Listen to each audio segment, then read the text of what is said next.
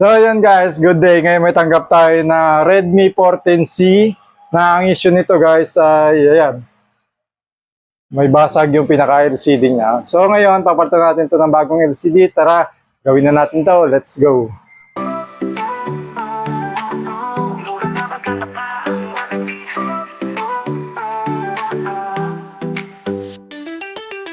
Nasira na naman cellphone mo. Huwag nang mag-worry, ayos agad ko.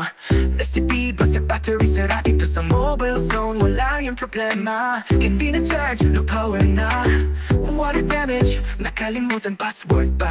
Walang problema, ayos agad. Garantisado, laging maaasahan. Mobile zone, mura na, maganda pa ang warranty.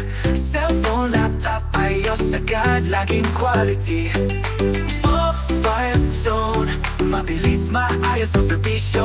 Dito sigurado di ka magsusolo. Mura na, maganda pa ang warranty. So yun guys, tapos na to. Napalitan natin to ng LCD. So okay na siya guys. Yan. Okay na to. Mga gamit na to ni Madam. So bigyan na natin kay client para magamit na itong kanyang cellphone.